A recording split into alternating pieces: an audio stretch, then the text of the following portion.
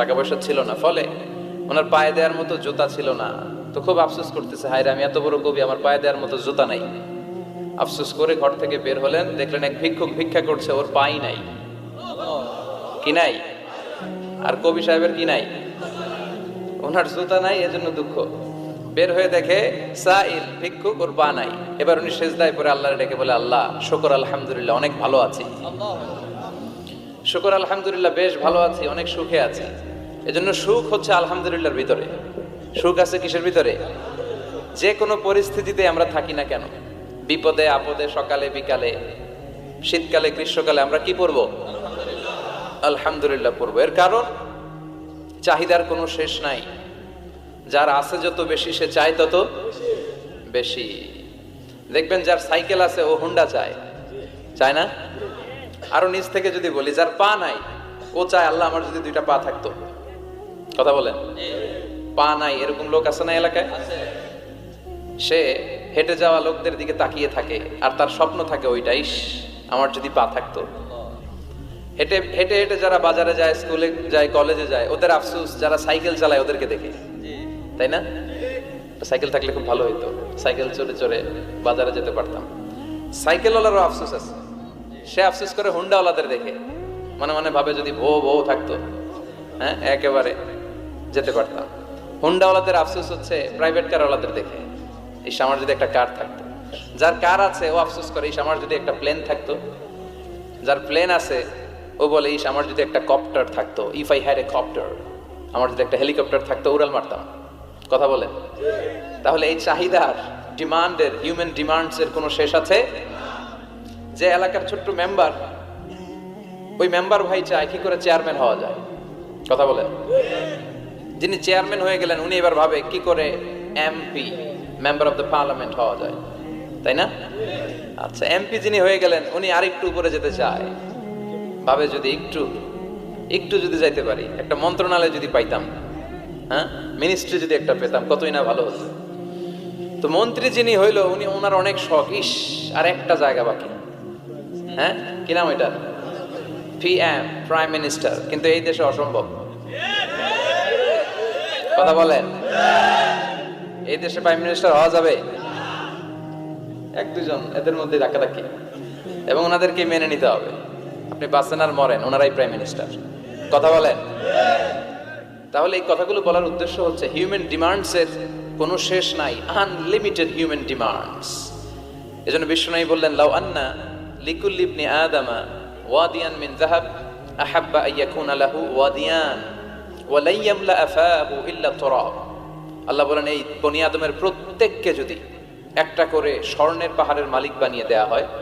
কিসের পাহাড় দেখছেন জীবনে?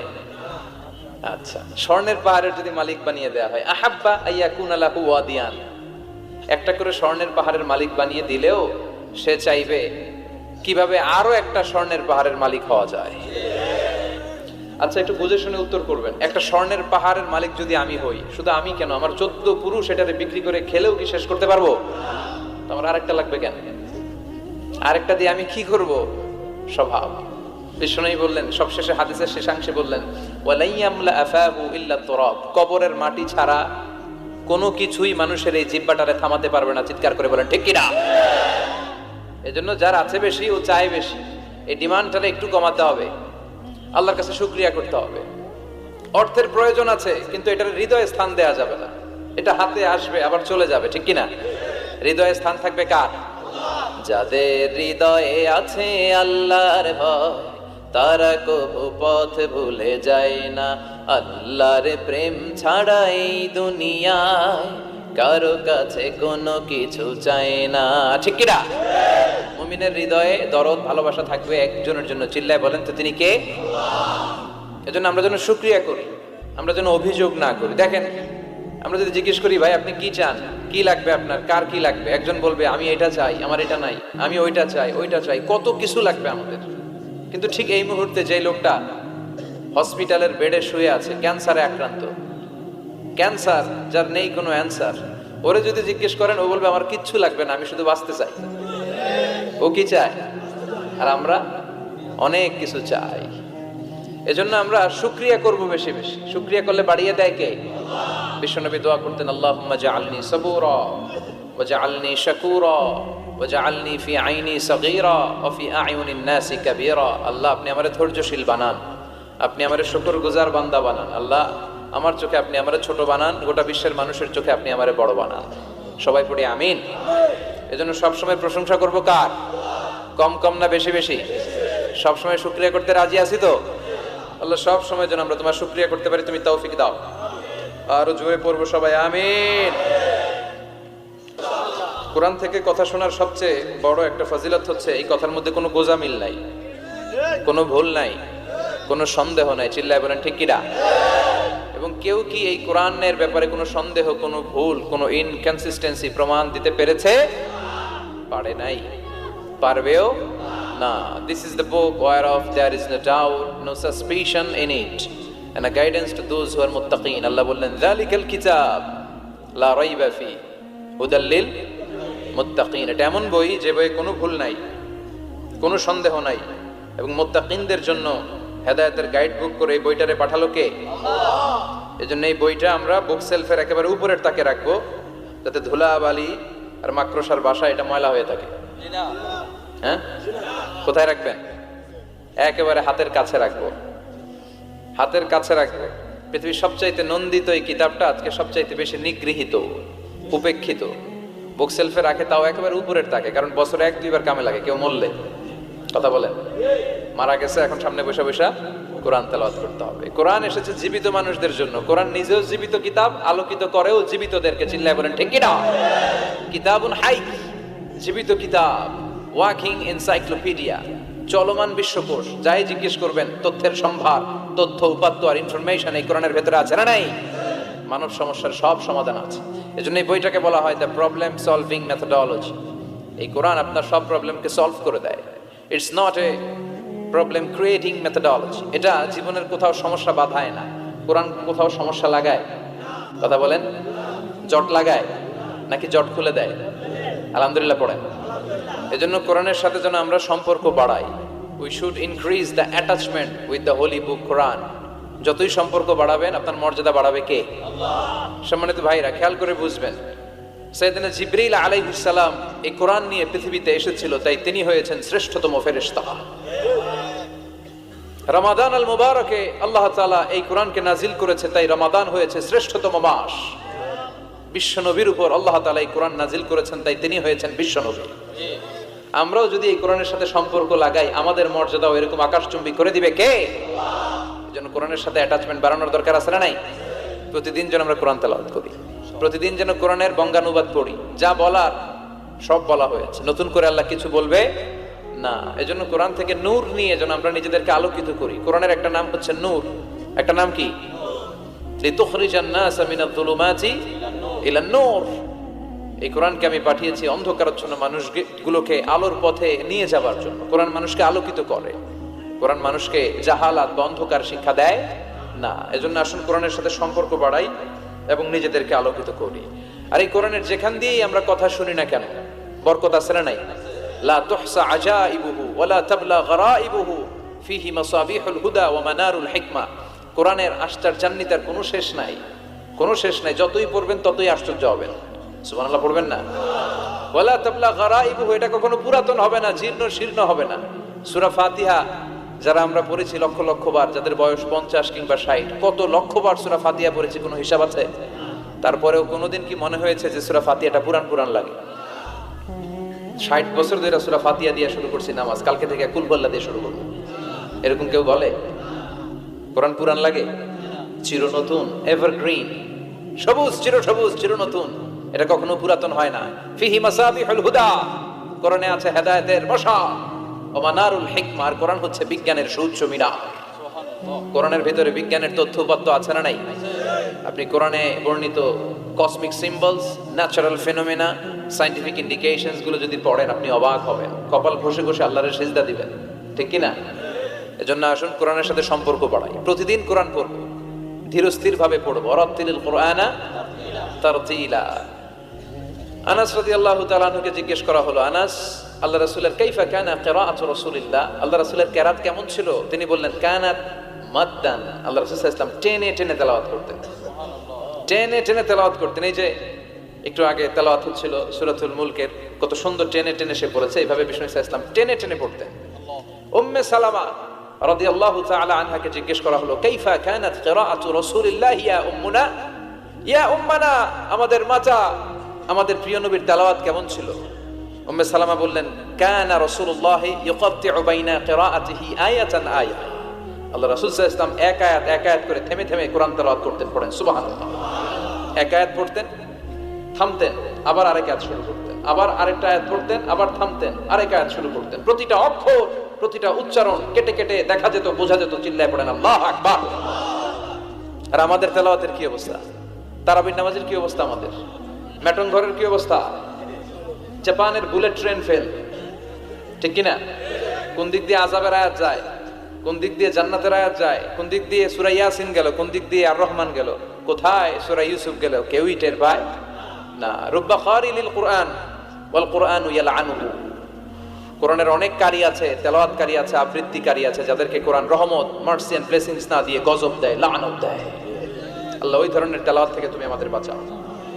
বিশ্বনবীকে আল্লাহ তাআলা সব নবীদের উপরও প্রাধান্য দিয়েছেন। তিনি শুধু আমাদেরই নবী নন, তিনি নবীদেরও নবী। তার মানে ব্যক্তিতে পার্থক্য আছে না নাই? তারপরে রব্বুল আলামিন এই জমিনের বুকে এলাকার উপর এলাকাকে প্রাধান্য দিয়েছেন। গোটা বিশ্বের মধ্যে সব চাইতে দামি শহরের নাম হলো মক্কা শহর, ঠিক কিনা? মক্কা শহরের সমতুল্য মর্যাদা পৃথিবীর আর অন্য কোন শহরের আছে? আবার রব্বুল আলামিন সময়ের উপর সময়কে প্রাধান্য দিয়েছেন। সারা বছরের 365 দিনের মধ্যে সবচাইতে শ্রেষ্ঠ দিনের নাম হলো আরাফার দিন। সুবহানাল্লাহ। আরাফার দিনের যে মর্যাদা, বছরের অন্য কোন দিনের কি ওই মর্যাদা আছে? হজের দিন, এই দিনে আল্লাহ তাআলা এত বিশাল সংখ্যক মুসলমানকে ক্ষমা আর মাফ করে দেওয়ার ঘোষণা দেন। বছরের অন্য কোন দিন এরকম ক্ষমার ঘোষণা দেন না। চিল্লায় কোন সুবহানাল্লাহ। তাহলে 365 দিনের শ্রেষ্ঠ দিনের নাম কথা বলেন, আরো জোরে বলেন। শয়তান ওই দিন নিজেকে অত্যন্ত বেশি লাঞ্ছিত এবং অপমানিত ফিল করে। বদরের যুদ্ধে শয়তান নিজেকে সবচেয়ে বেশি অপমানিত বোধ করেছে। যখন আকাশ থেকে ফেরেশতাদের ঢল নামতে শুরু করলো, শয়তান নিজেকে অত্যন্ত অপদস্থ ফিল করেছে। আবার আরাফার দিনে আল্লাহ তাআলা যখন আল্লাহর প্রিয় বান্দাদেরকে ক্ষমার ঘোষণা দেন, শয়তান অপমান বোধ করে। আবার তাশাহুদে বসে এই যে আঙ্গুলটা আমরা নাড়াই কিংবা উঠায় রাখি, এই তাশাহুদের এই ইঙ্গিতটা আসাদ্দু আলা শাইতান মিনাল হাদিদ। হ্যামার দিয়ে, হাতুড়ি দিয়ে শয়তানের মাথায় পিটালেও যত ব্যথা পায়, তাশাহুদে এই আঙ্গুল উঠালে, শাহাদাতের সাক্ষী দিলে শয়তান তার চেয়েও বেশি ব্যথা পায়। চিল্লায় পড়েন আল্লাহু আকবার। কারণ এটা হচ্ছে শয়তানের বিপক্ষে এক আল্লাহর পক্ষে আমাদের জানান দেয়া ঘোষণা। এটা তাওহীদের সাইন। চিল্লায় বলেন কিসের সাইন? তাওহীদেরই মুর্শিদ আমার মুহাম্মাদের নাম বলো, মুহাম্মাদের নাম। আল্লাহর নাম জপলে বুঝতে পারি আল্লাহরই কালাম বলো, মুহাম্মাদের নাম। ওই নামেরই রশি ধরে যাই আল্লাহর পথে, ওই নামেরই ভেলায় চড়ে ভাসি নূরের স্রোতে, ওই নামের বাতি জেলে দেখি আরশের মুকাম বলো, মুহাম্মাদের নাম। পড়েন আল্লাহু আকবার। তাহলে শয়তানের বিপক্ষে এক আল্লাহর পক্ষে এটা হচ্ছে শাহাদাতের চিহ্ন। সুবহানাল্লাহ পড়েন। শয়তান সবচেয়ে বেশি অপমানিত বোধ করে এই তাশাহুদের সময় আঙ্গুল উঠালে, আবার আরাফাতের দিন। তাহলে বোঝা গেল 365 দিনের মধ্যে শ্রেষ্ঠ দিন কোন দিন? সবাই বলতে হবে। এবার বলেন 365টা রাতের মধ্যে শ্রেষ্ঠ রাত কোন রাত? কদরের রাত, ঠিক কিনা? ইন্না আনজালনাহু ফি লাইলাতিল কদরি ওয়া মা আদরাকা মা লাইলাতুল কদর, লাইলাতুল কদরি খায়রুম মিন আলফি শাহর। সুবহানাল্লাহ পড়েন। হাজার মাসের চেয়ে সেরা। বিশ্বনবী মদিনাতে কাঁদছেন। বিশ্বনবীর মন খারাপ। মন খারাপের কারণ হচ্ছে আগের যুগের উম্মতের বয়স আর হায়াত ছিল অনেক বেশি। কেউ পেয়েছে 3000, কেউ 1000, কেউ 500। বিশ্বনবী কাঁদে আর টেনশন করে, হায় রে আমার গুনাহগার উম্মতের কি হবে? কারণ বিশ্বনবী বলেছেন, আমারু উম্মতি মা বাইনা 60 ইলা 70। আমার মেটন ঘরের কি অবস্থা? কত বছর বাঁচে? 90 আছে কে দেখি তো? 90 আছে নাকি? 80 হয়েছে কার? আছে? আসে নাই, অসুস্থ। 70 আছে কেউ? 70 ডানে ভাই? হ্যাঁ, 70 পাওয়া যাবে আশা করি। একজন পাওয়া গেছে। আল্লাহ ওনারে আরো 70 বছর দিও। তো আমার উম্মতি মা বাইনা 60 ইলা 70। বিষ্ণু বললেন 60 থেকে 70 এর মধ্যে আমার উম্মতরা মরে শেষ। আহা, কি হবে আমার উম্মতের? আগের উম্মতরা তো অনেক হায়াত পেয়েছে। আল্লাহ বললেন নবী কাঁদবেন না, লাইলাতুল কদর খায়রুম মিন আলফি শাহর। ওদেরকে হায়াত দিছি আর আপনার উম্মতরে লাইলাতুল কদর দিয়েছি। ও নবী কাঁদবেন না, চিন্তিত হবেন না, বিষণ্ণ হবেন না, ফ্রাস্ট্রেশনে ভুগবেন না। তাদেরকে হায়াত দিয়েছি বেশি, কদর দেই নাই। আপনার উম্মতকে হায়াত দিয়েছি কম, এটা ঠিক, কিন্তু কদর দিয়েছি যেই কদরের রাত 1000 মাসের চেয়েও সেরা। খায়রুম মিন আলফি শাহর। ওই রাতে আপনি এক রাত ইবাদত করলে 1000 মাস ইবাদত করলে যে রিওয়ার্ড আপনি পাবেন, যে সওয়াব পাবেন, ওই সওয়াব আপনার আমলনামায় দিয়ে দিবে কে? তবে খবরদার, ওইটা শুধু 27 এর 26 তারিখ দিবাগত রাতে করলেই হবে না। বিষ্ণু বলেছেন ফালতামিসু ফিল আশরিল আওয়াখির মিনাল ভিতর। রমজানের শেষ দশকের বেজর রাতে, অড নাইটে, অড বেজর রাতে তোমরা তালাশ করো। তার মানে 21, 23, 25, 27, 29 এই 5 রাতেই আপনাকে ইবাদত করতে হবে বুদ্ধিমানের মতো। বুদ্ধিমান ঝুপবে যে কূপ মারে, ঠিক কি না? আর যারা বুদ্ধিমান নয় এরা খালি কলুর বলদের মতো খাটে। A practicing believer, they don't work hard, they work smart. বিশ্বাসীরা, আল্লাহর প্রিয় বান্দারা, তারা স্মার্টলি কাজ করে, তারা ঘাম ঝরায় না। তারা এমন সময় কাজ করে বসে একদিনের কাজে 1000 মাসের সওয়াব হয়ে যায়। এজন্য কদরের রাতে ইবাদতের দরকার আছে না নাই? বিশ্বনবী কদর যখন আসতো, এই কদরের রাতে ঘুমাতেন না। ইদা জা আল আশরাল আখার আহিয়াল লাইলা আইকাদা আহলা ওয়া জাদ্দা ওয়া শাদ্দাল মিজার। বিশ্বনবী কদরের রাতগুলোতে রাতে বেশি ঘুমাতেন না, জেগে থাকতেন, ইবাদত করতেন। ফাতেমা রাদিয়াল্লাহু তাআলা আনহাকে জাগিয়ে দিতেন, স্ত্রীদেরকে জাগাতেন, সন্তানদেরকে জাগাতেন, আর বলতেন দাঁড়িয়ে যাও, আল্লাহর সামনে দাঁড়িয়ে দাঁড়িয়ে সিজদায় পড়ে থাকো। জাদ্দা ওয়া শাদ্দাল মিজার মানে কোমরে গামছা বেঁধে নামতেন। মেটাফরিক, রূপক অর্থ। এখন রূপক বোঝে না মানুষ, মেটাফরিক বোঝে না, আক্ষরিক অর্থে ব্যাখ্যা করতে চায়, এগুলো কপাল পোড়া, ঠিক কি না? বিশ্বনবী অনেক মেটাফর ইউজ করেছেন, অনেক রূপক ব্যবহার ইউজ করেছেন। আমি যদি আপনারা বলি তুমি একটা বাঘের বাচ্চা, আপনি যদি বলেন হুজুর আমারে জানোয়ার বলে গালি দিলেন কেন? আপনি যদি বলেন আপনি আমার জানোয়ারের সাথে তুলনা করলেন, আমি তো আপনার জানোয়ার বলি নাই, আমি আপনাকে বাঘের যেমন শৌর্য বীর্য আছে, power and strength and energy আছে, ওইটার সাথে আমি কম্পেয়ার করে আপনাকে বলেছি বাঘের বাচ্চা। তার মানে আপনি জানোয়ার না, আপনি শক্তিশালী। চিল্লা এখন ঠিক কিনা? কপাল পোড়া এগুলো, বুঝতে চায় না। আল্লাহ তুমি হেদায়েত দাও। তার মানে কদরের রাতে বেশি বেশি ইবাদতের দরকার আছে না নাই? আমরা পেলাম 365 দিনের মধ্যে শ্রেষ্ঠ দিন, কথা বুঝে নাই বোধহয়। 365 রাতের মধ্যে শ্রেষ্ঠ রাত, 12 মাসের মধ্যে শ্রেষ্ঠ মাস, শাহরু রমাদান আল্লাযী উনজিলা ফীহি। তার মানে 365 দিনের মধ্যে আরাফার দিন সেরা, 365 রাতের মধ্যে কদরের রাত সেরা, 12 মাসের মধ্যে রমজান মাস সেরা। তাই বিশ্বনবী বললেন সপ্তাহের 7টা দিনের মধ্যে জুমার দিনটা হলো সেরা। কামা ফাদ্দালা জামানান আলা জামান।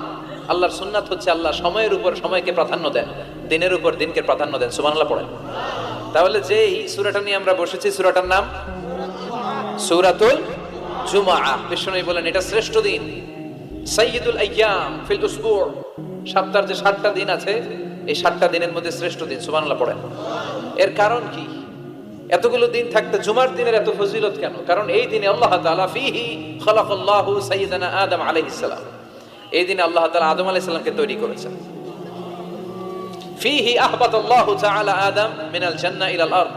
এই দিনে আল্লাহ তাআলা সাইয়েদনা আদমকে জান্নাত থেকে দুনিয়ায় পাঠিয়েছেন। আল্লাহু আকবার। ফীহি তাকাব্বালাল্লাহু তাওবাতা আদম। এই জুমার দিনে আল্লাহ সাইয়েদনা আদম আলাইহিস সালামের তওবা কবুল করেছেন। ফীহি কুবিদা রূহু আদম। এই জুমার দিনে আল্লাহ তাআলা সাইয়েদনা আদম আলাইহিস সালামের রূহ কবজ করবেন। ওয়ালা তাকুমু সাআতু ইল্লা ফি ইয়াউমিল জুমআহ। আর জুমার দিন ছাড়া কিয়ামত অনুষ্ঠিত হবে। তাহলে জুমার দিনের আলাদা স্পেশালিটি আছে না নাই? আবার বিশ্বনবী জুমার দিনকে লক্ষ্য করে বললেন আল জুমআতু ইলাল জুমআহ কাফফারাতুন লিমা বাইনাহুমা। এক জুমা থেকে আরেক জুমার মাঝখানে যে 7টা দিন আছে, জুমার কারণে 7 দিনে যে গুনাহগুলো হয়, গুনাহগুলো জড়িয়ে দেয় কে?